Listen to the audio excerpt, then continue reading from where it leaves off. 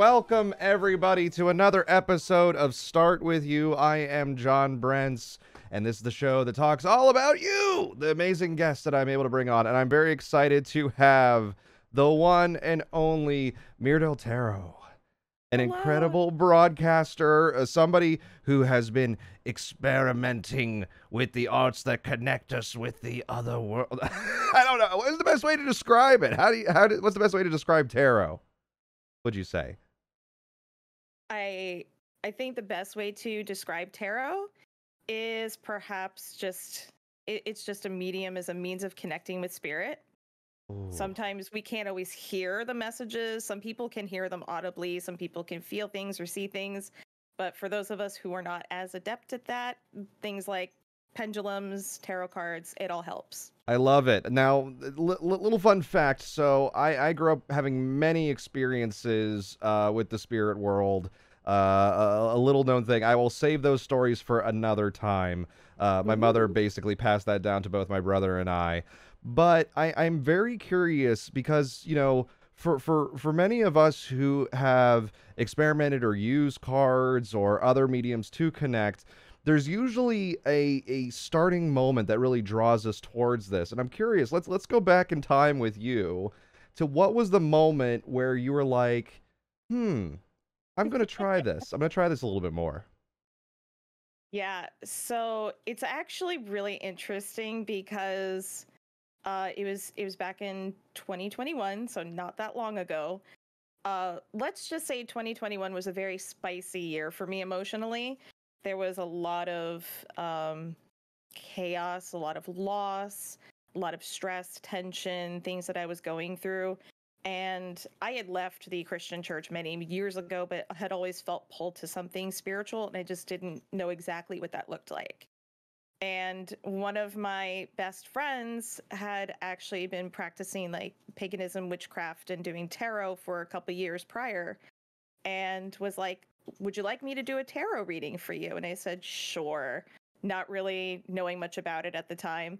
And I was fascinated because it was like everything that she had pulled from the cards happened exactly as she displayed it for me. So I'm like, okay, tell me more. It's definitely when you go through that journey of like, especially when you're attending church and they're like, okay, just sing the hymns, do the things, you know, and God will love you. This feels a little bit more like it just gives you more, it feels like sometimes. It does. It really does. At least for me, because I feel like I can put a card in my hand, I can study it, I can look at it, and I can draw meaning from it. And it usually, you know, applies to something in my life. And I not only get a little window into what's possible, but I also have a healthy dose of respect for what spirit is trying to tell me, because sometimes we hear messages we don't want to hear. So it's like, okay, eating a little humble pie right now. So when you get those messages, I know when you do a reading, obviously everybody's hoping for the best. They're like, oh, it's going to tell me I'm going to win the lottery later today. But sometimes it does come up with some of that, you know, that truth serum that we need, or like maybe it allows us to reflect internally on things we need to fix or grow from, especially over the past several years with the pandemic. A lot of change has happened in the world and ourselves. A lot of internal reflection, a lot of relationship adjustments. How do you best approach when you're fed, let's say that truth serum is just like, hey, by the way, you need to internally reflect on this a little bit more. Like, how do you keep a positive outlook when you sometimes pull those cards?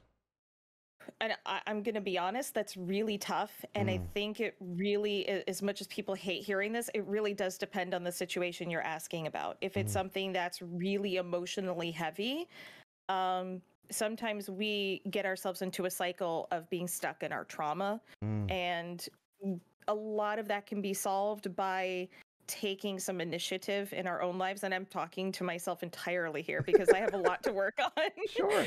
But some, you know, like I've done readings for myself where the cards are literally like, you need to get out of your own way. No, seriously, you need to seriously stop getting in your own way. And you kept pulling card after card. It's like, no, I'm telling you the same thing no matter how you're trying to change this right now. Yes, Exactly. So, but if it's something that's from a really deeply rooted trauma, sometimes the cards will actually say something like, please go get help. Please reach Mm, out to somebody or start a gratitude journal. Maybe start doing some inner child work where you mm. can reconnect with your inner child, because that's where a lot of us have a lot of that deep trauma. Can you actually highlight a And little bit more about inner child theory, or at least like what we know that like with school stuff gets appended to us and all that, but can you expand on inner child just a little bit? so at least the way that it has been explained to me and the way that I've studied it, our inner child is basically the younger version of ourselves, where we were blissful, we were free, Mm, we were happy, we were willing to explore so much of the world as fearless as much as we possibly could, mm, without harming ourselves, of course. But as we get older, we constantly have adults like our parents or teachers saying, oh, sit still. Oh, you shouldn't be like that. You're being too loud. You're doing too much of this and too much of that. So it's slowly taking away pieces of our youth, pieces of our childhood, mm, pieces of ourselves that make us who we are. mm, And then we become these very stoic, emotionless, robotic adults who have zero connection to what made us happy go lucky in the first place. mm, So, doing inner child work is kind of the opportunity to look back at your younger self, or a time when you felt more free, mm. and forgiving yourself for severing that connection and trying to help that relationship heal within yourself. This is such a perfect conversation to have for today because obviously the podcast purpose is to refocus on the you. What got you into this space? How are you driven? And really, that is going back to that place of not having somebody tell you this is how you should be doing things, or why are you dressing that way? Only children dress that way. It's just like, well, I'm still me. I remember my grandfather had told me shortly before he passed, when he would look in the mirror at himself, he still saw his 16-year-old self, even though he had aged. His body was differently. It wasn't functioning as great. He's like, I still feel like I did then. And I feel Yeah. like we can lose that in life. Definitely. And I think a lot of that, at least for me personally, Mm, I was raised in a very strict Catholic Italian household. So but of course my parents are not super supportive. They were mm, very emotionally stoic, kind of toxic. So I didn't grow up with the emotional support that I longed for, that I saw a lot of my friends getting from their parents or their relatives, taking pictures, going shopping together, just doing fun things. So there was a very huge lack of fun and compassion and love there. mm, So for me growing up, I was looking for those things for myself, mm. but not being able to really find it or feel like I could find it for myself. I was starting to think, well, maybe I can do that for others. I will be that love. I will be that compassion for others. Mm. So I always lean towards things like service jobs, like retail or customer service, or doing things where I felt like I could give a part of myself to others and make them have a better day. I love that. Now, is that same intent what led you to broadcasting? Because you did start broadcasting and sharing out effectively this skill that you've been developing. Is that what attracted you to broadcast communities, or were there communities before that you started to find homes with? So interestingly, I was actually a moderator for a pair of YouTubers who had started doing Twitch streaming. Mm. And I remember sitting down with the other moderators. We were in a Discord chat just doing our thing. And I'm like, I wonder what it would be like to do something like this. It really seems fun. And that was like a month before everything went on lockdown for the pandemic. Mm-hmm. So it wasn't even on my radar. I was just like, yeah, this looks like a fun thing to do. And then a month later, oh, the world shut down. Everybody's home. So it was a fun way to connect with people at that point Mm. and still feel like I'm doing something fun Yes. while reaching people who are likely in a position where they're feeling lost and confused and scared.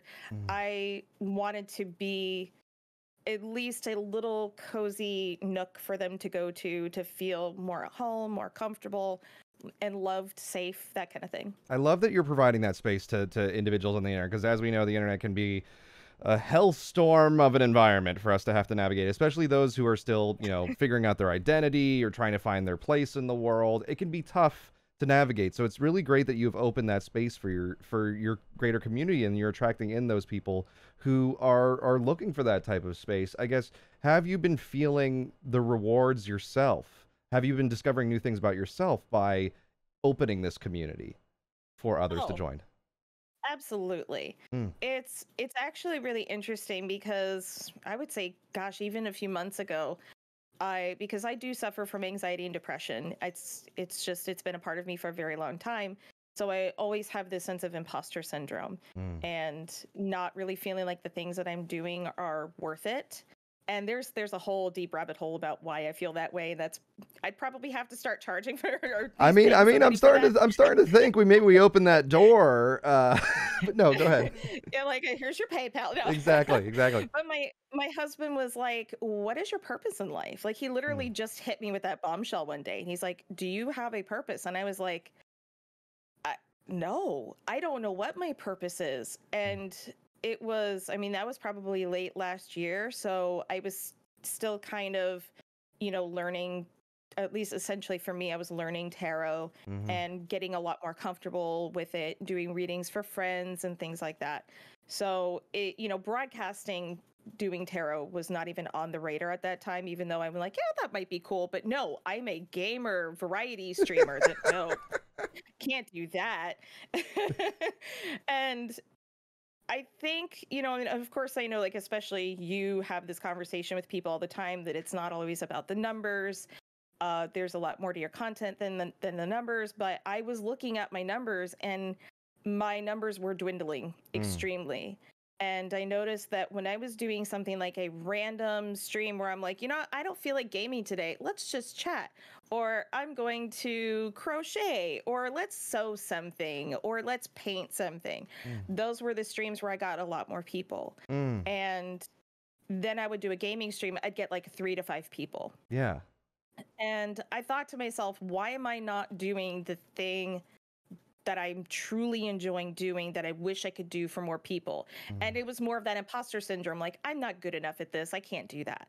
But with a lot of encouragement from my friends, from my husband, it was just do the thing. If it doesn't work out, then go back to what you were doing before.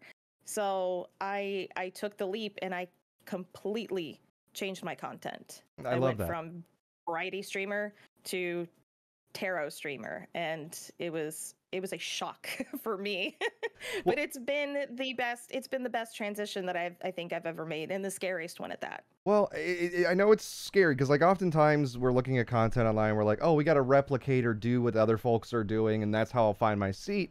But I find this more and more, and it's really good to hear that you found this as well for yourself, that when we lean into just us living, sharing our Mhm. personal stories or a personal love or a hobby, that is actually what generates a greater connection than using a vessel such as a video game to try to form that connection, which is still keeping a Yes. wall between you and your audience. Yeah, absolutely. And I feel like I've actually been able to connect with people a lot more Mm, because I don't like, a lot of people call this fortune telling. I don't even use the fortune teller tag yeah. because this is just a window into what's possible. This is just a means of trying to communicate a message from spirit to somebody. And they're coming to me with questions, like sometimes very intimate, very deep questions about things that are happening in their lives. Mm, And I I'm very grateful and humbled that these people come into my community and ask me these questions and hope that I can give them something and give them some support. And it's cultivated into something that has been so organic and so amazing, mm. and watching the community grow at the same time and meeting some amazing people. It's really, honestly, like, at this point I could call this me living my purpose. I'm obsessed with that. Now that you're on this journey creatively, how much do you look at the numbers? Because you said you were obsessing over numbers. Do you look at that as much still? Not nearly as much, actually. I do still a little bit because it helps me kind of gauge where kind of like the flow of the content is going, essentially. Um how many people are in chat can also determine how many people join the queue to have their cards read. Mm. But if there's a lot of people lurking, which does happen, sometimes I'll fill in some of the space and do like a community spread, and I'll do like a 3-card community spread. It's like, this is for everybody in chat. This is a general message from Spirit for everyone in chat. And sometimes people will come in while they're watching me do that. They'll join the queue, then I can read cards for them, and it just kind of continues the cycle. Okay, let's talk about the audiences that attract in as part of this. Now, you're saying sometimes they will open themselves very intimately to you, and they'll say, hey, I'm going through this moment, or I'm really looking for that hopeful insight, going into the future. How do you currently gauge or navigate, or do you just leave it to, okay, well, let's go with what the spirits are telling us, or what's coming through the cards? I guess, how do you handle what sometimes can feel honestly like pressure, like, oh, this person's really looking for that person to tell them you got this, but it may not be the cards of which they will receive? Yeah, honestly, I really try and frame it as, this is the message that's coming from Spirit. Often I will flavor in some of my own experiences that Mm. might be relevant to that particular read. And of course, it's my experience, not theirs, but I will say, as somebody who's been down a road similar to this is what I've experienced, but this is strictly what Spirit is telling you. And this is what I suggest as a point for you to move forward into, to kind of go about what Spirit is hoping for you to do, Mm. or at least what Spirit is saying for you to be, warned against, if that makes sense. That does make sense. That's a very good way to approach it, especially when it comes to an audience who might be looking for something in particular from you. How Yes. do you handle the naysayers? Because obviously, the same thing with religion.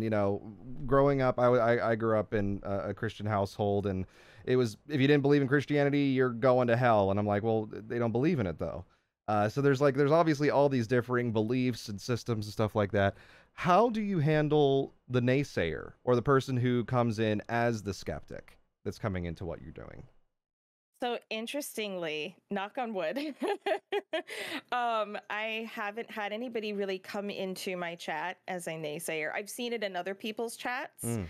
Um, and I mean, I would like to hope that the way I would handle it would be with grace and dignity and kindness, compassion, because everybody has a different path. But admittedly, the human lizard brain in me will probably come out, and I will feel a little combative because I got a lot of trauma Mm. from the church community. Mm. So it's not that necessarily the religion, but it's the people. And Mm. I realize that not all the people are the same. So I have to make sure that I take a step back and breathe and realize that they're not necessarily attacking me. They're just not happy with what I'm doing because it doesn't align with their spiritual beliefs. So I have to be very careful. Oh. But I do have people in my real life, people in my own family who do not know what I do, Mm. because I know that they would harshly judge me Mm. and probably be very concerned for my family, even though all I'm doing is looking at pictures on cards and saying, this is the message from Spirit. You do as you want. But this is just what they're telling you. Have a nice day. It's so interesting that, I mean, heck, I hide aspects of my life as well from family, for the fact of, I stayed in the closet until I was 32, because I was like, oh, what will the family think? What will people think of me if I Hmm. was out with my pansexuality? And so we hide these aspects of ourselves, and I think that's also, once, as you highlighted, as children, things are placed upon us, expectations are placed upon us. It's especially difficult when it comes to family application. Yeah. It sounds like your most immediate family is supportive, and they're on this journey with you, and that's wonderful to hear. Hmm. What are, I guess, if you were to think of an ideal scenario that your family would greet you with what you're doing now, what would that be? Oh gosh. I never really thought about it, to be honest, Yeah. but if I were to go to my mother-in-law, for example, who is extremely evangelical, um, I would I would hope that she would just be like, "Are you hurting anybody? No. Okay, cool. You do you." Like, I want it to be a kind of a neutral response. I'm not expecting her to, like, throughout the fanfare or anything, but just for her to acknowledge that, okay, that's your path, this is mine. I don't necessarily agree with you, but I still love you, and that's that. That's the hope anyway. Absolutely, just coming from a place of love and understanding. For okay, you're doing fine. Everybody's doing well. Okay, great. Godspeed. Which is Yeah, effectively, if we exactly. think of a lot of the Christian principles, it's like, okay, love thy neighbor was one of the factors. It's like, yeah, whatever they're doing, just love them for who they are. You know, you don't have Right. to worry about them being a sinner because technically, according to the Bible, Jesus died for all sins. So you don't have to worry about that anymore. It's very Exactly. interesting. But somewhere along the way, some people have forgotten that, and you know, you do what you can to deal with it. Unfortunately, in a place like, I live in Florida, so there's, Mm, it's a lot of Bible belty type people, sure. and it's that stuff like that is not very well received. Mm. Well, So all these difficulties and the challenges, I guess, as you're looking forward, maybe it's even stuff as the cards have shown you. Like, where do you hope that this connection will take you next? That you're starting to form through the readings, through the establishing of this community. Like, where do you see it going from here? Is it just expansion? That the community becomes larger, more people begin showing love and compassion? I guess, what is that for you? How do you visualize it? yeah, I mean, honestly, I'm not going to sugarcoat it. I would love to turn this into an actual career, Yeah. because as it stands right now, I'm a stay-at-home mom. I was homeschooling at least one of my kids for a while, so that's, why I'm doing this at home.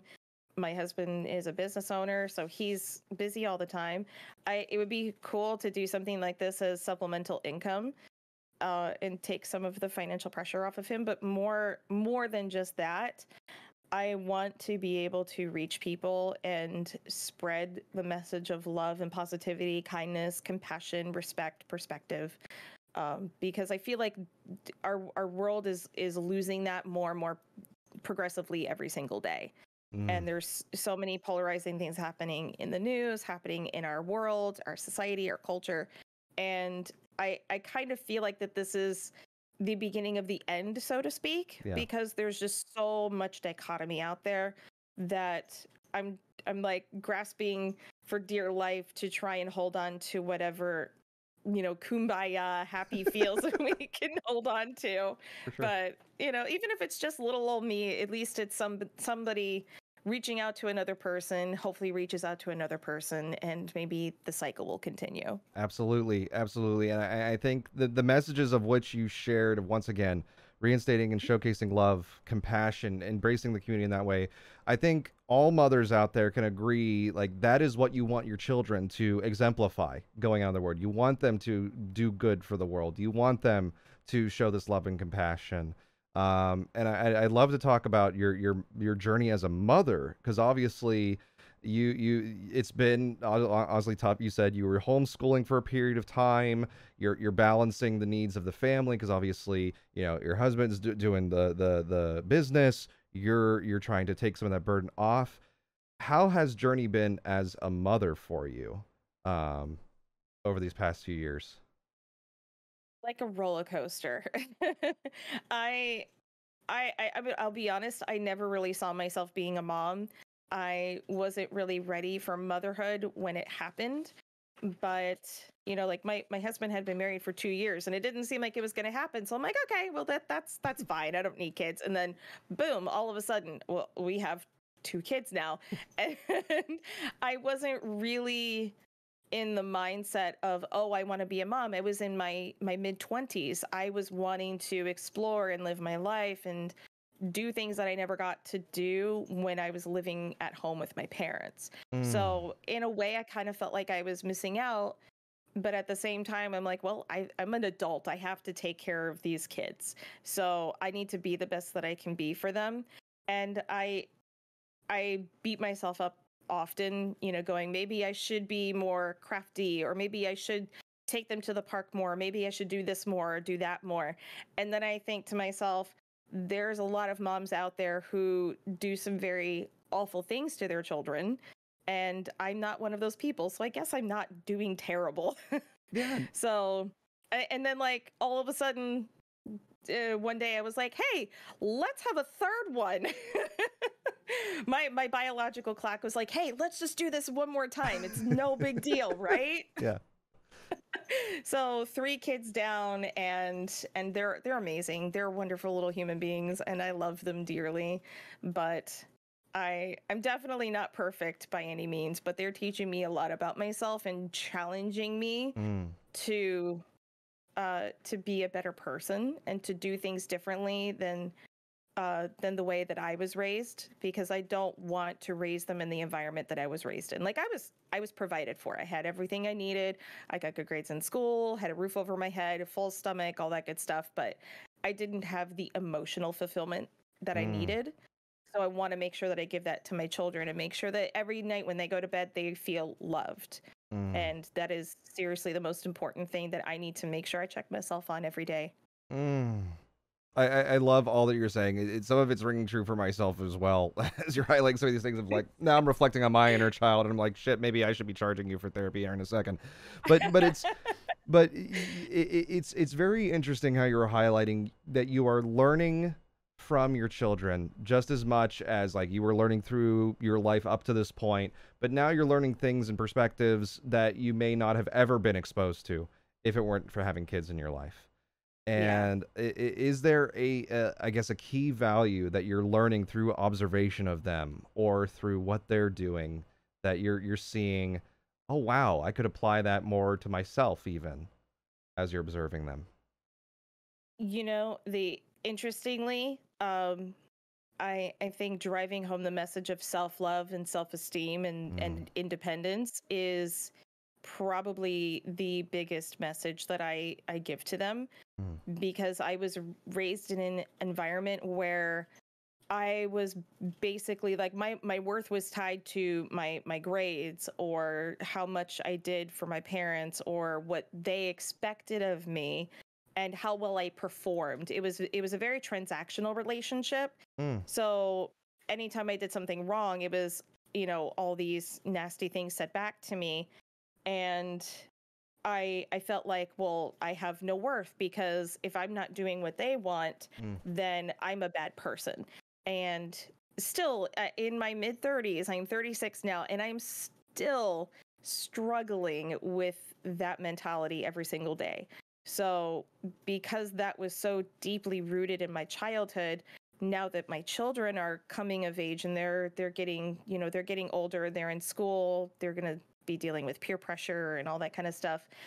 I want to make sure that they know that they have worth just because they are their wonderful selves, Mm. that they can be independent, they can think for themselves, do for themselves, make decisions on their own, and they are enough just as they are, and give them the sense of self-esteem and confidence that I did not grow up with. That a lot of what you're saying rings true because I grew up with Mr. Rogers and he said a lot of the same things. Like you're great just the way you are because there's only one Yeah, you.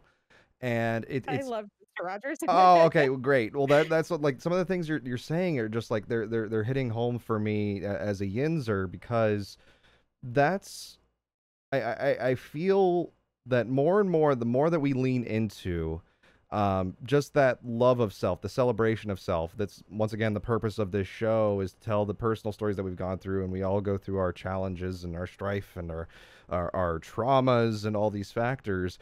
But that's what makes us us.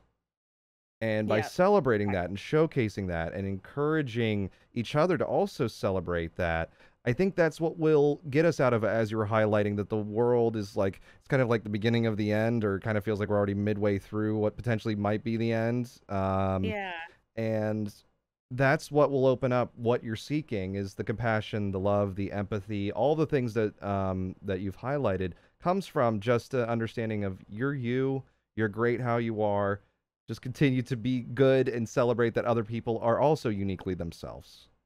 Yeah, absolutely. And honestly, like doing all of this, like the tarot, I mean, getting, into paganism and witchcraft myself, it's interesting because it has such a it leaves such a bad taste in people's mouths, and it Yeah. has such a stigma. But it's honestly given me the opportunity to blossom and really appreciate my sense of self and love myself for who I am. And I still have a long way to go, but it's been an amazing healing process, being able to not only help and serve others by doing what I do, but I can kind of take some of that energy back and give it to myself. And the things that I say to my chat all the time, like, you are enough, you are loved, you are amazing, I can turn that back on me and also say that I am enough, I am amazing, I am loved. And it's been really helping my self-esteem and my sense of self-worth, Well, which has been an amazing part of the journey. well, you're shining. I'd say even just like as we're going through this interview, you're glowing with this sense of self that, like, if you were to tell me I went through traumas in childhood, I'm like, okay, well, I'm not seeing that displayed here. What I'm seeing is almost a sense of renew, or just like a pure embracing of who you are and what you believe and what you're finding you can believe and celebrate. So one, make sure you're reflecting on that, because it is coming through absolutely in the conversation. Thank you so much. When you talk about or when you mentioned rather the negative sentiment that comes with paganism, Wiccanism, you name it, all these different things, which is very interesting, because there's even, you know, aspects of Christianity that were taken from pagan religions and other religions, and they effectively applied it and said, no, it's ours now. Christmas is one of those. Yeah. And so it's very interesting in the approach that you're taking, in that you're defeating the statement, because it's not coming across as, you know, the things that we've been taught to fear, like, oh, you know, it's Satanism, oh, it's, you know, witches out in the field dancing. Well, you might dance and you might celebrate if that's part of it, but it's not like we're not conjuring the devil to take down society. No, it is absolutely the total opposite of that. It's really funny because when I first kind of, dipped my toe in, essentially, um it was a lot of, okay, well, what do you want? Well, I don't know. Is there a book that tells me what to do? No. What do you want to get out of this? What is it that you want to do? No, you don't have to worship anything. No, you don't have to do some crazy ritual. There's no chickens or small animals involved. Like, you just, oh, here's some candles, here's a tarot card, here's a pack of tarot cards, here's some incense, and here's some pretty shiny rocks. Go forth and do the thing. It was absolutely night and day of what I expected that it was going to be, and being able to kind of find my own path and cultivate my own journey has been amazingly special, and helped me to connect with my spirituality that I had been lacking for so many years. Oh yeah, when I think of, I have candles and crystals around my home, and with the candles, it's effectively reflective meditation, manifestation, or at least you're saying, this is what I hope, this is what I'm looking for, this is what I want, as you're effectively praying to a candle, in the same way that when I would go into the Catholic Church as a kid and I would light the candle and say a prayer, it's effectively the same thing I'm doing in the comfort of my home versus in the presence and doing a tithe and offering to a church that I don't think needs more money. Yes, 100%. It's like, I would love to be able to give to your church, but my bills are due next month. So. Yeah, exactly. Well, what I would love to do as a portion of this show, because I'm always learning, I'm growing from this, and I would like to open it to the audience. That we have a chat room that's with us right now live, and for those who are listening, we'll guide you through what they say and all this as we go. But I would like to open it to, if there's any members of our chat who would like to have a reading. Now lay out the rules of how does a reading operate for you typically on one of your shows. Okay, so typically for me, I have three main decks that I use, and that I have my light deck, my shadow deck, and I have my woodland deck, which is honestly my favorite. The dark deck is, I find to be more visceral, more, if you want your answer slapped in your face, then this is the deck I go with. My light deck is more lighthearted, gives you the same slap in the face sometimes, but a little bit more gently, unless you're Lady V. It's my one of my besties, and and she doesn't like this deck. Just a note for the chat and for those listening. Lady V wrote, "Oh snap," in the chat, Yes. so I think they know exactly what's to come. Right. And then here's my Oak Ash and Thorn deck, which this is absolutely cottagecore vibes to the nth degree. Oh, I love that. So I give my chat an option. I let them choose which deck they feel is will fit their question. Sometimes they're like like tarot reader's choice, dealer's choice. So I'll pick a deck, and then every reading gets an oracle card as well as a reflection card, and we go from there and I just love do it. the reading. Okay, So it's well, pretty cool. I'm excited. We have our first volunteer from our chat, Never Say Die, a member of the community for many years, a great peer of mine.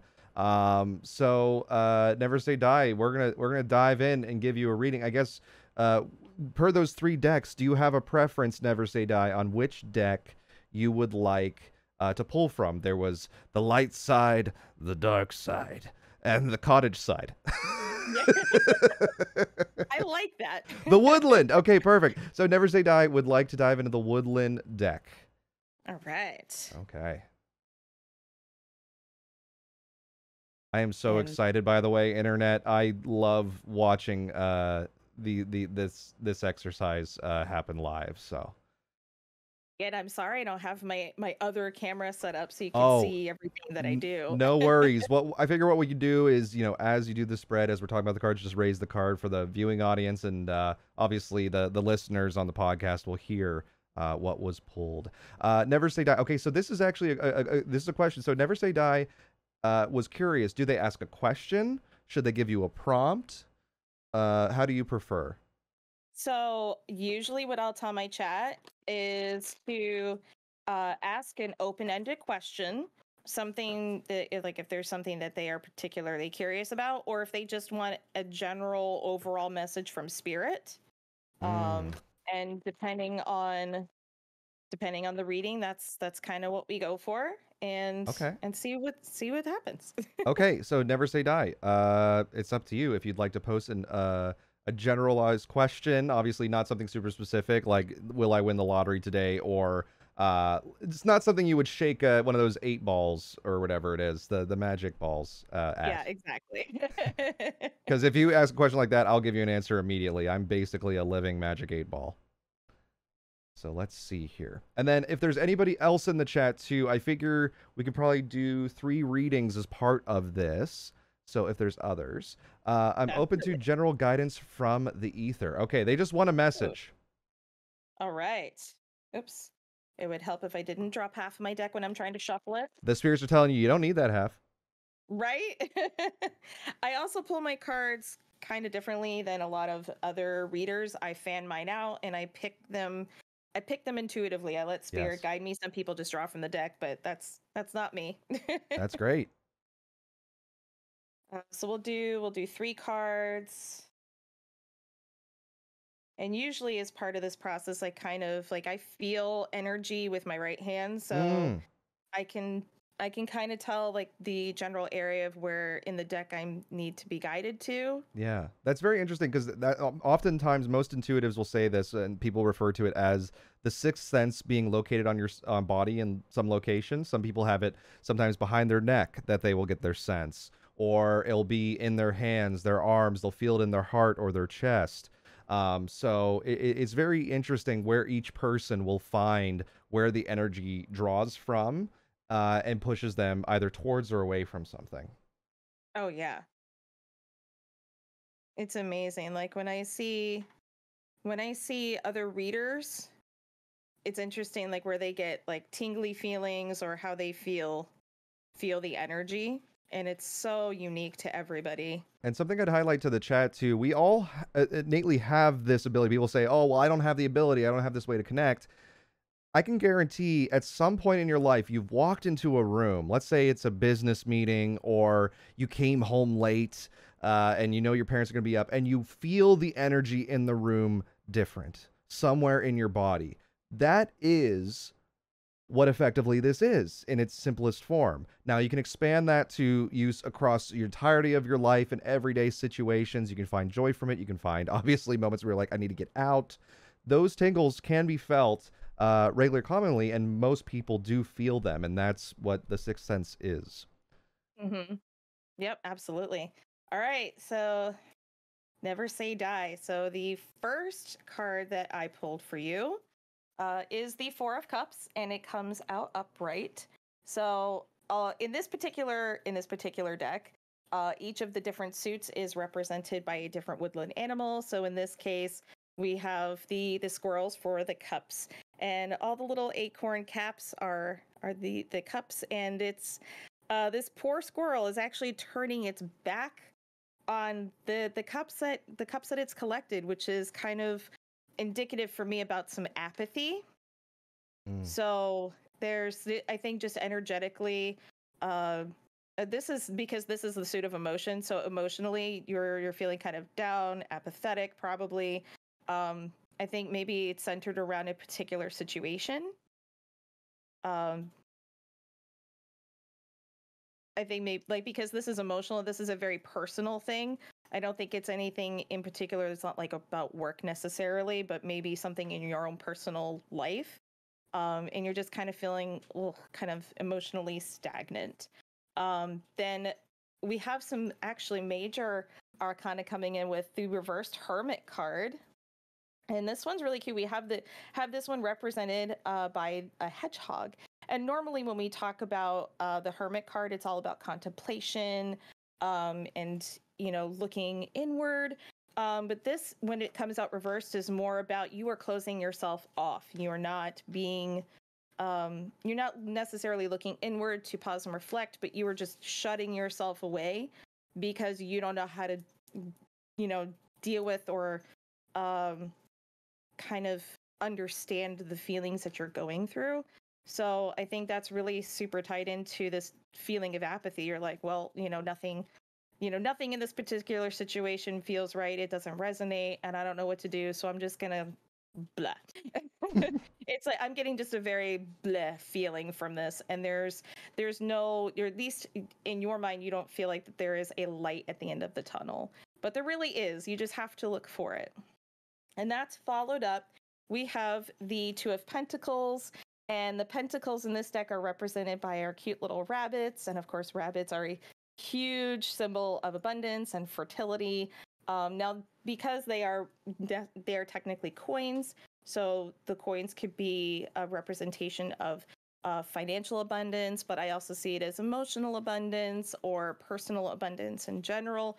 So the Two of Pentacles, because it comes out upright, is all about balance. So if you think like you got two coins, put them on balance scales, it's all about balancing and making decisions.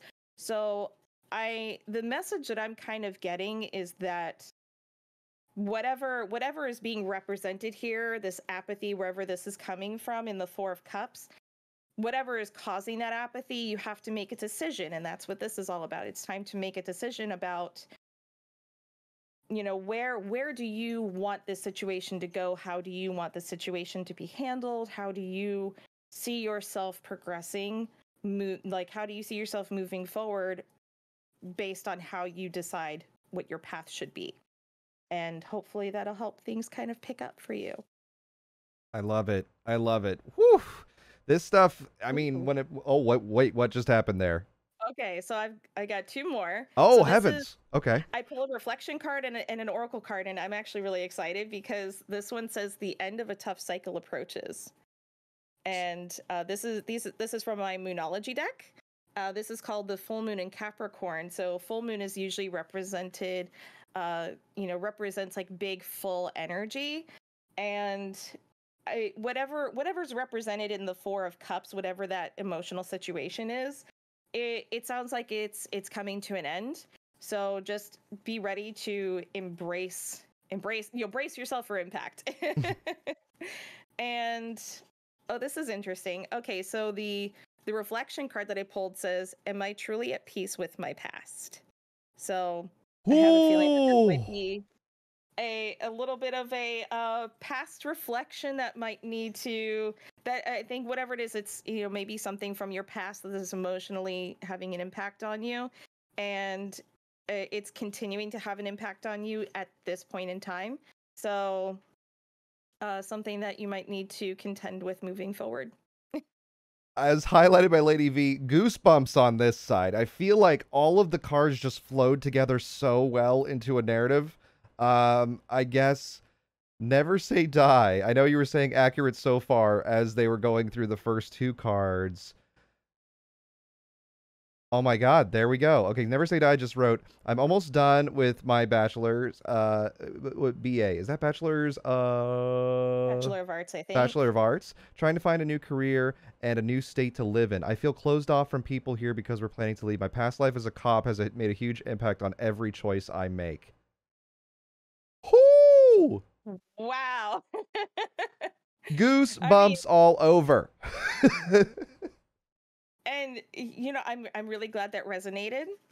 I do have a saying that has been passed down to me by other people in the tarot community: take what resonates, leave what doesn't, because sometimes spirit gives us messages that aren't necessarily for us. But I mean, I'm really glad that resonated with you. Never say die. So hearts to you. all the love to you. Incredible reading. Now, coming out of a reading like that, because that is like reflecting on what can be like, ooh, apathy or fear or change and stuff like that. Like, I start to internalize that as an empath, because then I start to think about that for myself, I guess, as the conduit giving this information. How do you stay balanced when transitioning between decks or readings? Excuse me. So like often between decks, like I usually, and I actually left it on my table, Yeah. I have my singing bowl, and I use that to kind of cleanse the space between readings, to return that energy to the universe. It's something that is really important for me to make sure that there's no stagnant energy left behind, but also because I am also an empath. So like I could look at a person who's sad and feel their pain. Yes. And just I will feel this utter sense of despair, or if I see them happy, I will feel happy. So it's not very healthy, but even in my own relationship with my husband, if I can tell that he's not in a good mood, it brings my mood down, because I can feel his emotions. It's weird. but you know, like this is helpful for me, because not only does it help to clear the space, but it's such a pleasant tone. Oh That yeah. it helps to keep me calm. So that's super important. But making sure that I'm taking care of my energy every day, like after a read, I hydrate, make sure I'm staying hydrated, and make sure I go get myself something to eat, hug my kids, you know, stand up for a little bit, shake it off, and you know, relax while I, you know, probably lurk in somebody's stream and clean up all my stuff, and just take that time to really unwind. Yes. Because I need that energy for other things later, because you probably know, you know, just being a parent in general, you know, you've got pets, they're pretty much like kids. They wake me up at 4:30 in the morning because they want food or water, or just to wake me up. So, you know, you're always using your energy for something else. So it's really important to make sure that I keep that energy in. And that's part of the reason why I veil, to not only protect myself from other people's emotions, or other people's, like some people are energy vampires and they like to take your energy. So I use this to protect myself during readings. I, you know, use it to help me keep my own energy safe. And it's, you know, just have to make sure I do a lot of self-care so I can maintain a good balance. That's wonderful. And that can be applied, I think, with any job or position or exposure, that, like, especially if you work in a service position or if you're doing something professionally, to allow yourself that distance of resetting the energy. I just created a meditation room for myself. I definitely used it today. I felt like I snapped on an email. I went back and read it, and I'm like, okay, no, I think I was pretty cordial. But I still have that space to go that doesn't have technology, and to clear my head and to reset before I come back into a space of work. So I think it'd be applied everywhere. I think I enabled one of those purchases, the Papazon chair. Oh, you did. And it is the most comfortable thing in the world. So yes, very good push on that front.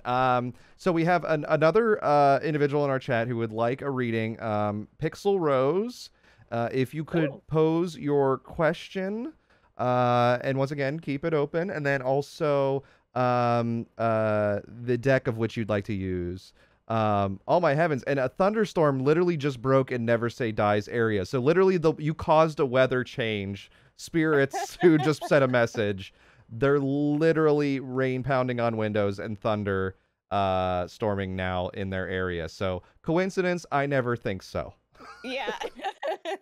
Like they're usually like once or twice I'm like, that was probably something mundane, but then when it happens over and over and over again, it's like, okay, this isn't a coincidence. This is actually something. Yeah, it's all connected. It's all connected for sure.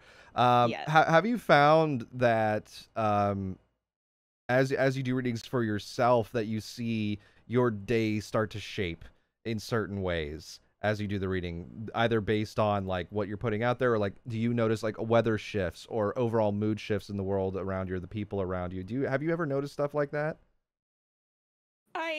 Actually I have. And so here's the interesting thing. I don't typically like doing daily spreads for myself. Yeah. If I do them in the evening because I don't want to do it in the morning to color my perception. For what could happen during the rest of the day. Because if it's something that turns out to be a bad reading, I'll be anxious and worrying about it all day long, and I could end up making my situation worse. So I'd rather if I do one, I'll do it at the end of the day to kind of reflect on everything that had already happened. But I was showcasing it on my stream today. I don't know if you were there to see it, but I actually have my little blue book over here. Yeah. My grimoire, and it has a 1-year spread that I did for myself, and I took a whole bunch of notes. So once in a while I'll go back to it and say, okay, well, this is what July was like. Let me see what Spirit told me. And 9 times out of 10, it's been spot on. Oh, yeah. Every single month. And I go, well, yeah, that happened. Yep. Exactly. All right. Well, Pixel, if you have the question and which deck you would like to use, we'll dive into yours next. I love what was the bowl that you were just using? I heard some of the sound come through. What is that, and where can people get something just glorious like that? Okay, so this is a Tibetan singing bowl. I'll be honest with you, I bought it on Amazon. Hey, you could go to any metaphysical shop if you'd prefer to purchase things locally. Which is nice because then you could try them out. They come in all different sizes. Bigger ones will make like much deeper sounds. There's smaller ones that make higher tinny sounds. This one I was really fortunate because at the time when I went to buy one, my local shops didn't actually have any available. So I found this one, and there were actually a lot of reviews, and people did video reviews. So they actually demonstrated the sound, and it was just a perfect sound, perfect tone. Like I don't want to do it too hard in case it makes the microphone go weird, but hopefully it'll make it sound nice. Yeah. See if we can get it to picking up a little bit of it. You have a good mic, so it actually hides room tone in most cases. Oh yeah, no, it's hiding it. It's hiding it. Like I'm trying to see if I can get it to. If we can get it to pick up. I can get it to be loud enough. There it is. I hear a little bit coming through. I love audio filtering. Yeah. It's great when it works. Hey, no, I love it. I mean, if anything, creating that space for me, I play rain sounds. I always have like a rain sound box running. I just got a waterfall for mine. And so yeah. for my space, and that just really just helps me get into the right mood. All right, Pixel would like a general spread, no particular guidance, and the light deck. We're going to the light side. We're going Luke Skywalker. Yeah. Alrighty. So, and I've already got your reflection card and your oracle card picked. We're gonna do we'll do a general read for Pixel. And we can open, we'll do one more reading after this as well. So if there's a person who would like a reading, we'll do 3 readings as part of this show, because I'm just curious the differences that might arise. If and who knows, maybe everybody's in a state of apathy. I think but anytime I read Twitter, I feel like we're all feeling the same thing. So I'm very curious what's going to happen. Oh my gosh, don't get me started on Twitter. It's a Oh, I'll get you necessary evil. started. Let's talk about Twitter, the best place to do drawings. I mean, it is a beautiful disaster. I'll say that. Oh, the light deck, Lady B. Oh no. Okay, lady knows something we don't. But we This was shall see. She actually gifted this deck to me. She's like, "Here, feel the energy in this." Plunk, and dropped it in my hand, and I'm like, "Oh, it actually feels really cozy." She goes, "Good, you can have it." Okay. Alrighty, so general read for Pixel. Okay. Do that one.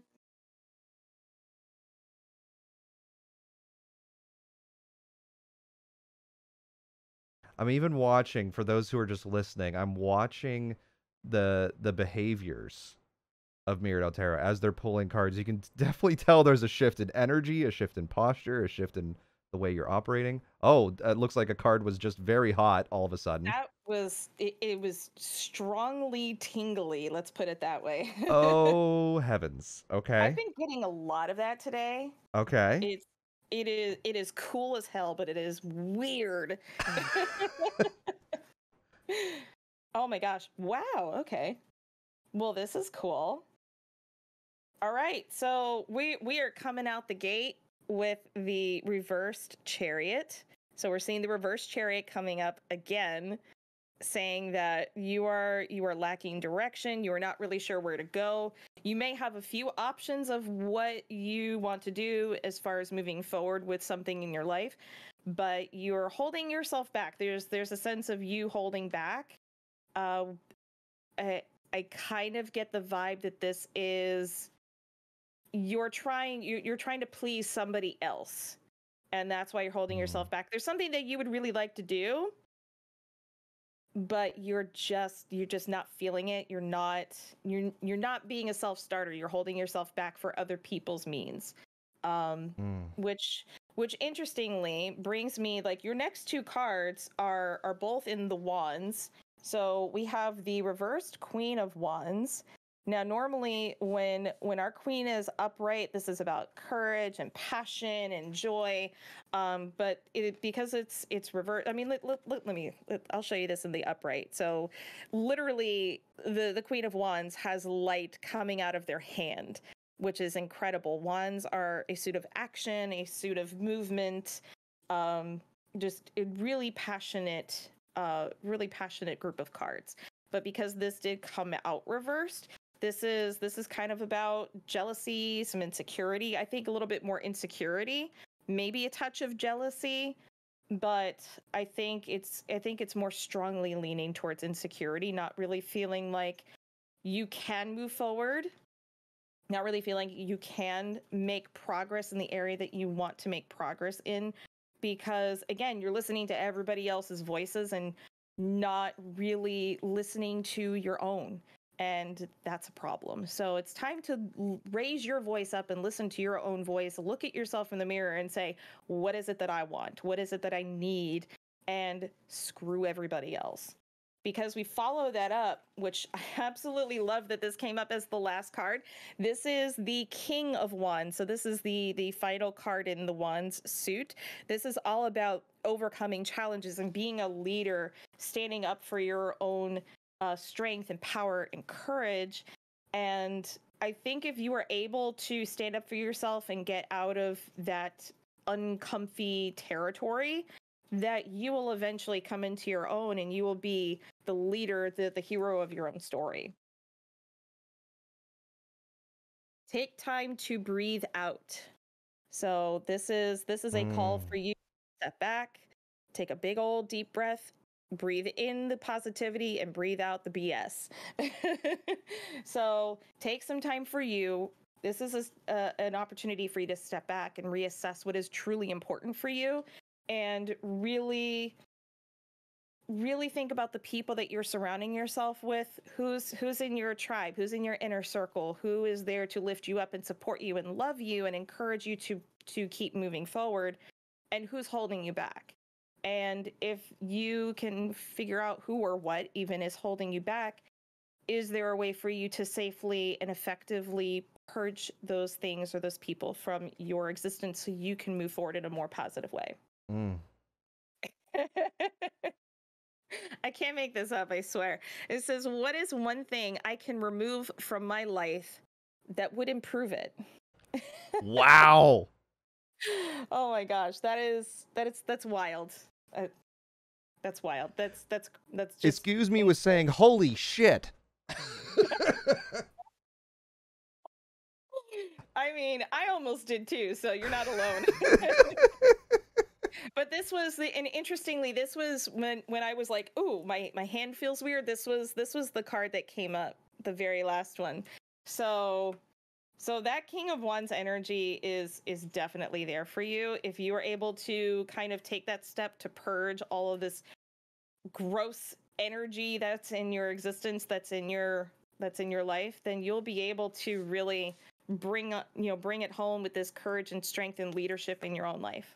So that's it. Started out a little, they had us in the first half, not gonna lie. They had us a little terrifying, but when it came to the climax of the payoff, holy shit. Yeah. They're It all starts with you. It all starts with you, Pixel. That's that we see. I paid her to do the plug for the name of the podcast right there. Yes. I was trying to Pixel's response, holy mother.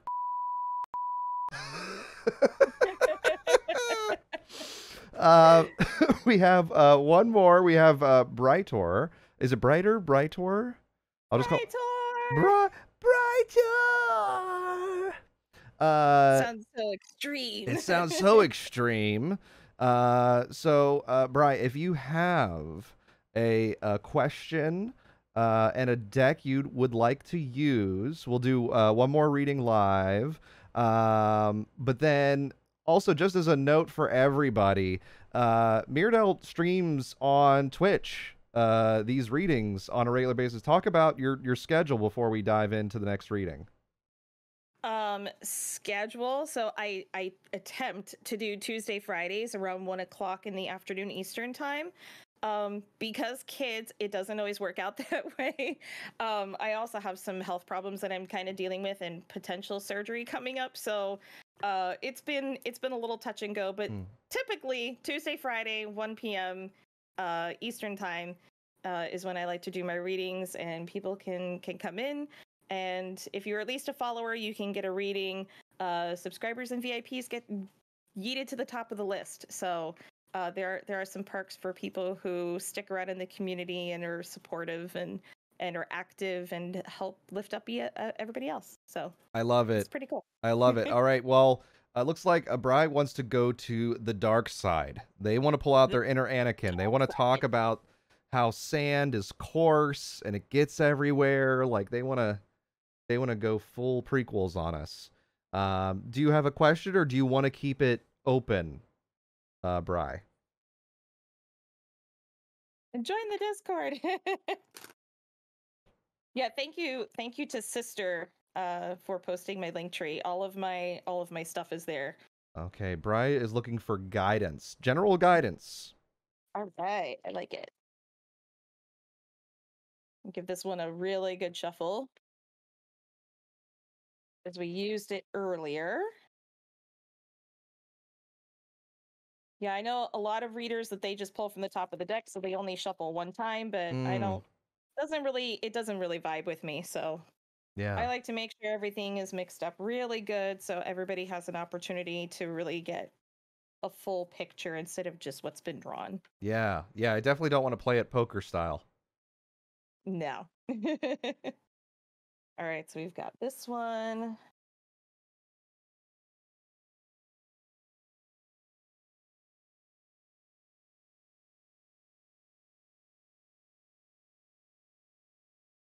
Number 2.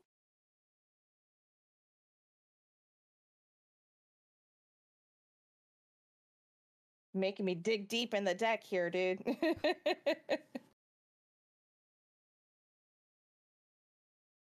All right. Number 3.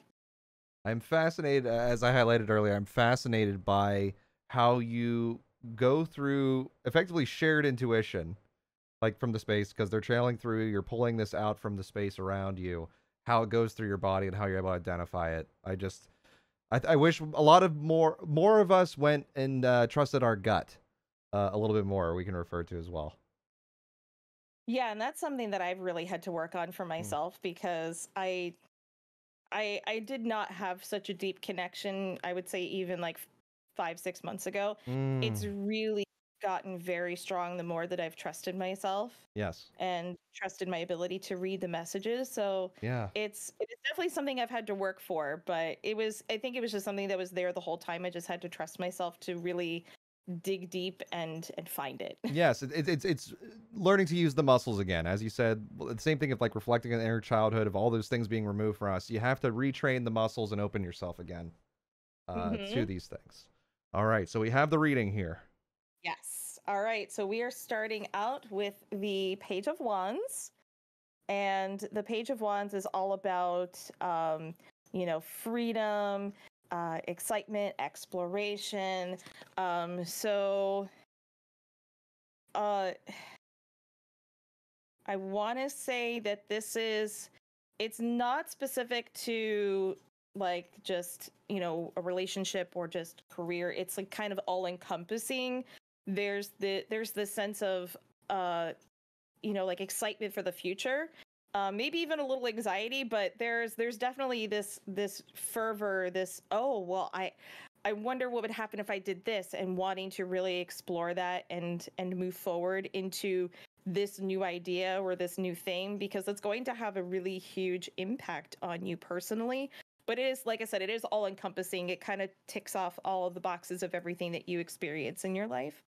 um so then we're following that up with the Three of Pentacles. Now, we did discuss before that the Pentacles are all about abundance. So typically, when you see the Three of Pentacles, it's all about working together and having that sense of community.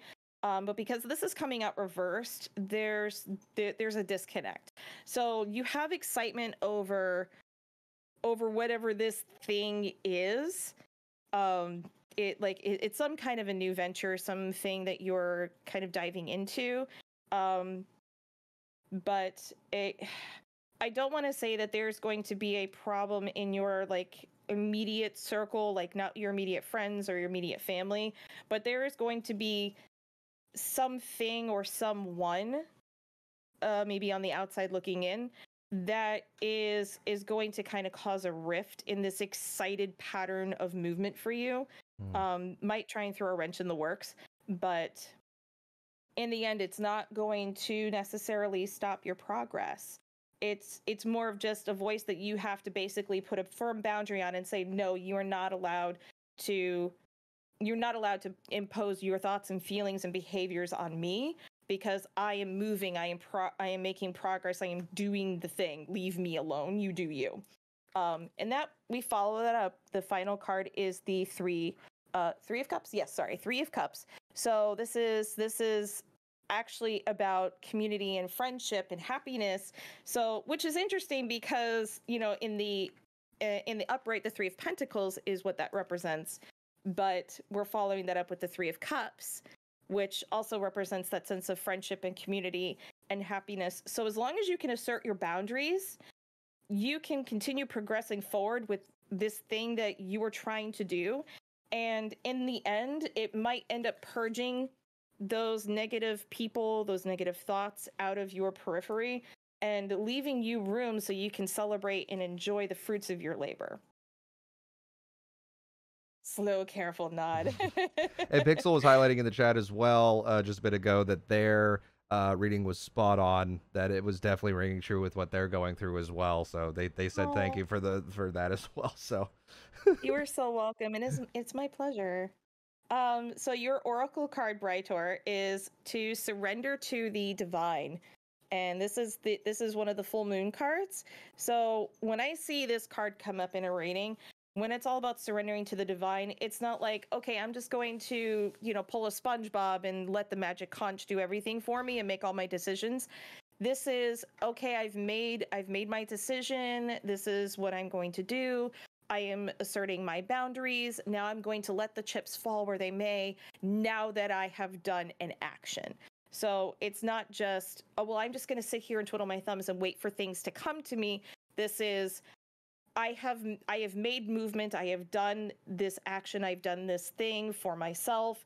And now I'm going to wait and see what spirit has left in store for me. So this is, a lot of people, look at this card and they think they have to do nothing, but no, you absolutely have to do something. You have to make progress. You have to move forward if you want to impact any sort of change. So the reflection card that comes up for this is the life that I am living the life I want to be living? So are you doing what you have to do just because people tell you you have to do it? Or are you doing this thing because you genuinely want it? So whatever this is a very serious decision. It's a very, very serious thing that I feel like this is kind of life-changing. So making sure that you are actually doing this because you want to do it and not because other people are influencing you or, pushing you in any sort of direction, whether it's good or bad. Once again, goosebumps on my side. How the hell do these all line up so well? I honestly, I'm honestly still trying to answer that question for myself, because there are seriously times where I'm like, this can't be real, right? It's like these are just cards that somebody printed from a publishing company. There's an artist that made them, and this is this is entertainment, right? But then when I get people like Pixel who come and say, oh my gosh, that was spot on, this is what I've been dealing with, without me knowing anything about what they are going through, without getting any additional details, and the reading comes out being so accurate, it's like this is way beyond me. This is just me communicating what spirit is trying to say. This is not me picking and choosing cards to fit the narrative, because that would be next to impossible. It would be next to impossible, but I know that was like when we think of like early spiritualism practitioners, even in the United States. I think spiritualism got a bad rap because there were parlor spiritualists who would do like tables and they make them shake, and they do like bells that were controlled by wires and stuff like this, and people, it was more gimmicky, and it was controlled gimmicks to give people a response they were looking for. And unfortunately, like, I mean, and I hate I hate to call anybody out, for something like this, but I see it on TikTok all the time. Yeah. Where, I mean, I have my pendulums. I use those sometimes in my practice, but a lot of times I will see these like wooden ones. It's got like a little wooden base, and it's got the little wooden dowel with the yes, no, maybe, you can tell that they are being moved and manipulated by a magnet just by the way it's jerking around, and people are gobbling it up hook, line, and sinker because they want something to believe in. They want to get a message from spirit, and it's so disingenuous because it makes what I do look bad. Yeah. And it's really hurtful, because not only does it make me angry to see somebody doing that to people and manipulating people, but it also hurts me because these people are genuinely coming to this person thinking that they're getting spiritual guidance and advice, and instead they're being duped when they could be getting, something more genuine, something more personal from somebody who actually cares. I think of like some of the guests on like Maury, or like some of those television shows back in the day. Like there was like Sylvia Brown who would go on and be like, he's in a river, your brother's in a river near a railroad track. And you're like, yeah, no, he's not. But thanks for going super hyper specific. And when they go to check, not happening. Or there's the individuals, I forget his name, who self-proclaimed psychic, goes by John something. Is not John Edwards, is it? Is that a psychic? Oh gosh, I have no idea. I was about to say John Oliver, but there's a psychic who does cold readings of individuals. So effectively, like, you'll look around a room and you'll say, okay, I'm getting this feeling about like something associated with hearts, and you're looking for a person that can give you a tell in the same way you do poker, and then you point them out of the room and you're like, there's something associated with heart, and then they're like, oh, my grandfather had a heart attack. It's like, yeah, because you're getting emotional because immediately they were attracting to you. Yeah. exactly. And a lot of times, like with, with situations like that, they have questions that are posed to them. Like they have like a little survey that they do Yeah. beforehand, and they have producers and all kinds of things to feed them this information. And then they have the earpiece that says, Hmm. okay, direct your attention to, this person in section A, Yep. you know.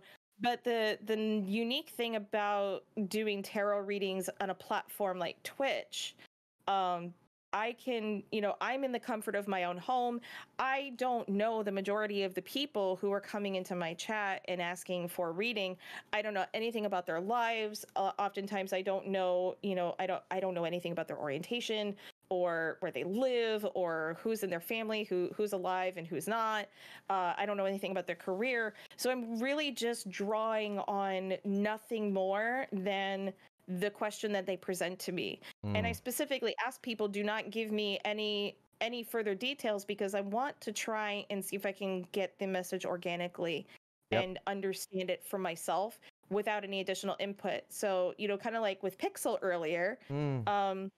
Pixel didn't, I didn't know anything about Pixel's story Mm. or what they've been dealing with. And, well after the reading, they came in and said, here's all the stuff that I've been dealing with. Mm. And it's like, oh, okay, well, that makes sense. Now I can understand why the reading resonated with you. Yeah. So it's more of like it's more of like a confirmation Yes. than it is, I don't, you're feeding me information, because I don't want that, because that makes it, to me, that reduces the legitimacy of what I do. Absolutely, absolutely. Well, you definitely are finding that connection to effectively it's a gift we all have, and you're getting back in tune with that for yourself, and you're celebrating with that with a great community you're surrounding yourself with that's embodying passion for love and shared empathy and care for one another. And I think it's just so compelling what you're doing with not only this professional move for you, but also just how you're creating a community around it. So major kudos for everything that you're accomplishing right now, because it is, Thank you. to say it in my way, is fucking awesome.